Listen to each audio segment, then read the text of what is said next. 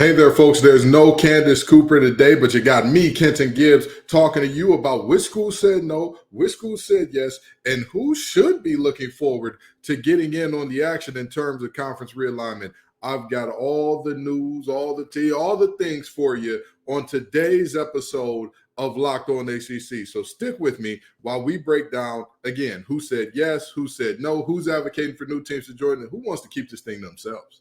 You are Locked On ACC, your daily podcast on the Atlantic Coast Conference. Part of the Locked On Podcast Network, your team every day.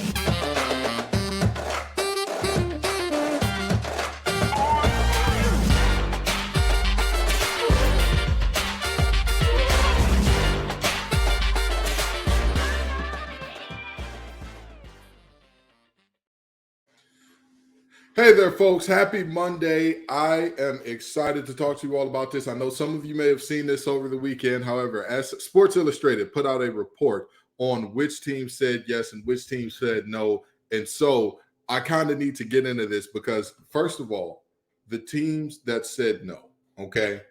Clemson, Florida State, NC State, UNC. I'm a little confused.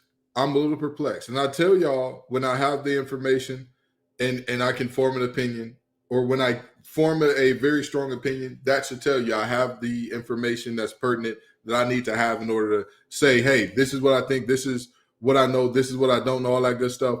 But in this situation, I'm confused. I am genuinely confused. If Clemson and FSU are the teams that are pushing for more revenue, I'm a little surprised as to why the adding in more schools and potentially getting more revenue is not it for them. And don't get me wrong, I know that there are things in this thing in terms of the logistics of travel that I may be underestimating or that I may not understand in terms of price, but I want to figure this out. I want to say, hey, it makes sense for Clemson and FSU and NC State and UNC to say no because da-da-da-da-da. Now, have I said all along that Clemson and Stanford that is a pure money grab and it doesn't make sense for any other reason outside of the finances? Absolutely. Absolutely. 1,000%. I've gone along with that. Have never disagreed with that. The question is, with where Cal and Stanford sit in terms of average viewership and all that good stuff, what would make this a bad move from that standpoint? Just from the financials of the deal, not necessarily the player health and safety and looking after the best interest of the student athletes and all that. I've already given my spiel on that. We already know that is not what is being considered. We already know that. So with that in mind, I'm confused. And the biggest thing that confuses me is if we're talking about the money aspect, there haven't been a ton of different teams complaining and making the uproar and hoopla and fuss about adding teams to the conference or not doing so. It has particularly been Clemson and Florida State. Florida State being the loudest and most vocal about, what the financials were looking like and how the financials don't add up. So I'm a little confused. I'm going to be 1,000% honest with you. I am majorly confused as to why Florida State, the team that has been the loudest critic of the amount of money being paid, is not doing the money-hungry thing here. But I have seen some folks online talking about, well, this deal would, the deal to get these two teams as well as SMU would be a net washout, particularly going over to the Florida schools. And I get that. I really do get that. And, I understand that if the travel over there is a net washout, then yeah, it does make sense. However, if the travel over there were a net washout, then we need to go to the schools that were pushing for this and that did want this, because there were multiple schools that were outwardly vocal about adding these three schools. So I'm struggling to understand here how two of the main proponents of, hey, we need a new deal are, not in the business of adding schools. But now let's get into the NC State and UNC part of this thing, right? I'm the thing that doesn't confuse me is that both of them go together because they're the UNC network of schools, or whatever the case may be. I believe that's what they're called in terms of the colleges in the state of North Carolina. Most of the major ones are part of the UNC education system, or whatever the case may be there. So I get that, tied in together. You want to move in lockstep, all that good stuff, sure. But if you think that the deal is good enough and you want to call Florida State and Clemson's bluff, I understand. I get UNC and NC State saying no and being holdouts. I understand that. But even for them, I'm kind of still like, what's going on here? UNC, the basketball makes enough to where football doesn't have to be the sole driver, to where you can also generate revenue from there and generate a good amount, because the UNC's basketball brand is extremely strong, right? Like, even as an NC State grad, I can tell you, hey, that's a brand that is nationally known, extremely strong, all that good stuff. I get it. I understand it. I'm fully on board and with that understanding, but I still don't necessarily get the no vote here for adding these schools. I'm just going to be completely honest with you. NC State, I think, was just kind of a, schools are together, so let's move in lockstep. But even with NC State, I don't understand it either. Yes, NC State is one of the most viewed teams in the conference in terms of football viewership and all that. And yes, I think that NC State is in a good position in terms of where they're seated in the ACC and the potential to draw in another one of the major conferences if the ACC were to be a sinking ship and or to officially sink. Because right now it looks like the ACC, if it were a ship, it'd be taking on some water. It'd be taking on some water right now. But if it was to be officially like, hey, the ACC is done and over, I think NC State's in a good position to move forward. But I still don't think, I don't understand necessarily the thought of voting no here. And again, maybe the money isn't worth it to NC State and UNC. I get it. I understand. If the player health and safety is that important and doing the right thing by your student athletes is that important, hey, I'm with you. I'm with you 1,000%. I get it. But Clemson and Florida State, Lucy, you got some explaining to do. You got some explaining to do, because at this point, you don't care. It's already been said that it's all about the money. So at this point, we don't care about the right fit. You don't care about who goes where, who should go where. You care about what fits best in my pocket, which is the almighty dollar. And with that in mind, if that is where you're at, I don't understand why you turned down this potential deal. That's just my thought on it. Maybe and again, I am completely okay with, hey, Kenton, you're wrong, you don't understand, or there are other mitigating factors. Please, y'all love to tell me how wrong I am. So I would love for the viewers and the fans to explain this to me as to why these teams said no. I'd love an explanation. I've reached out to some of the higher ups in some of the schools that I have sources in to see what the deal is, and I'll get back to y'all as soon as they get back to me with information. But I'd love to hear some of the fan theories behind what's going on here. But speaking of the right fit, let me tell you all something. For a championship team, it's all about making sure that every player is a perfect fit. And it's the same when it comes to your vehicle. Every part needs to fit just right. So next time you need parts and accessories, head to eBay Motors. With eBay Guaranteed Fit, you can be sure that every part you need fits right the first time around. Just add your ride to My Garage and look for the green check to know if the part will fit or your money back.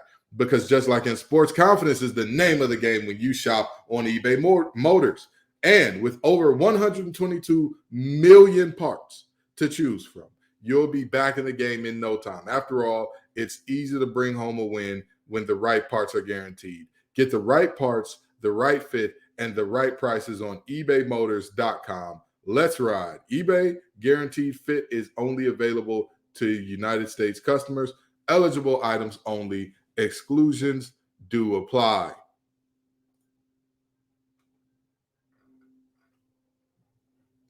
So, folks, We're back, and I just wanted to talk to you all. About which teams were not holdouts, which teams were, in fact, the exact opposites. The teams that were pushing for this and all that good stuff. So we've already talked about Notre Dame, who is 1 foot in, 1 foot out with the ACC. Because let's just be honest, having all your other sports be with the ACC is fine, but football is the one who brings the bacon home. Okay, like let's just be honest. Let's be completely and totally honest. If this were a relationship, Notre Dame is telling you, hey, I can give you everything except the thing you need most. Hey, you need assurance? I can't tell you how much I care for you and what this relationship means to me. Hey, you need physical affection? Hey, I ain't never been a touchy-feely type of guy. Yeah, I mean, that just ain't me. Hey, you need somebody that's going to show up to all of your events and be there? You know, I'm a busy person. My schedule is packed. I can't really. So Notre Dame is 1 foot in, 1 foot out type of deal, but obviously they're pushing for it. Pittsburgh and Louisville are also said to be teams that are very strong advocates of bringing these three teams in terms of Cal, Stanford, SMU. And let me tell you why Louisville, that definitely makes sense, because right now Louisville is the furthest west team in the ACC. So if you were to talk about Louisville, and Notre Dame is technically further west than them, but again, Notre Dame is 1 foot in, 1 foot out. Of all the full members, Louisville is the furthest west team. It makes sense for Louisville not to be as concerned about, you know, the player health and safety aspect and all that good stuff as some of these other schools, because, I mean, legitimately, the travel is not quite the same distance and all that good stuff. And, you know, Pittsburgh is the one that's a little surprising to me, because I've also often thought of Pittsburgh as like a heavy on academic school and not necessarily a school that would be as willing to that if I'm looking at, I don't know what just happened there with my connection, but if I'm looking at the academic strength and all that good stuff, then I'm saying to myself, you know what, I can see why Pitt could talk themselves into adding two very, very academically prestigious universities in Cal, Berkeley, and Stanford. Like, those are two of the most academically rigorous and two of the most highly touted from an academic standpoint schools in the nation. So I get Pitt. Even though the travel is other side of a complete other side of the country type deal, I understand that. I guess I can get behind Pitt there. I can see it. I get it. But again, Pitt, Louisville, Notre Dame said to be the three teams. And so everybody else is allegedly somewhere between Switzerland and on the side of yes. So that's what the article is saying, at least.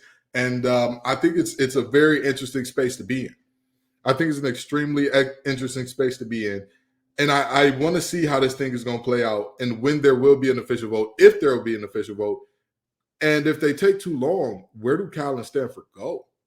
And I know that this is an ACC show, but these two schools have implications on the ACC going forward. So I would love to know where these schools go. But even still, I'm going to say this. I've already said this, and this is the part that I know that I have some clarity on and all that good stuff, okay? Regardless of how you cut it and how you slice it, there are not 7 teams that are excited to leave the ACC, that are looking to leave the ACC. So what is the most likely scenario for FSU and for Clemson if they want to leave is they're going to have to, you know, just bite the bullet, take the payouts. The payouts are anywhere between $300 million and $500 million, $500 million. So if I was the ACC, I've already changed the distribution model, revenue distribution model. I've already looked into how we can get them more money. If performance base is not enough, then hey, at that point in time, go ahead, go on about your way. Pay us our $1 billion and both of you can go wherever you need to go, but you're still not free and clear because, again, the grant of rights is the grant of rights is the grant of rights. And all of the schools, regardless of what you think about them, all of the schools that have left their conferences recently, they waited till the TV deal was up. That's just the reality. And again, USC and UCLA did not love the Pac-12 so much that they said, we're going to do you a solid and stick around. Texas and OU did not love the Big 12 so much that they said, hey, you deserve our friendship and our due diligence of us waiting around because we just adore this conference name. We adore this conference's setup. That is, we're in this thing for the power of friendship. No, that's not what happened. The financials worked out in a way that they said it would be nonsensical and insane to try to leave these deals way early. And that's in essence the mountain. Because let's just be honest, this is not a molehill. This is not a molehill. And again, I know that the Clemson fans, the FSU fans are going to come and tell me how dumb I am and how they could leave the conference at any moment that they want to. Sure. So why haven't they? At the end of the day, to take it back to the whole relationship analogy, if you're not happy in a relationship and you have nothing holding you there, why are you staying? If everything is terrible and you don't like it and you're not getting the main thing you do, why are you staying? What's the deal? So, it's an interesting thing on that front, and it's a situation that is still developing, still playing out.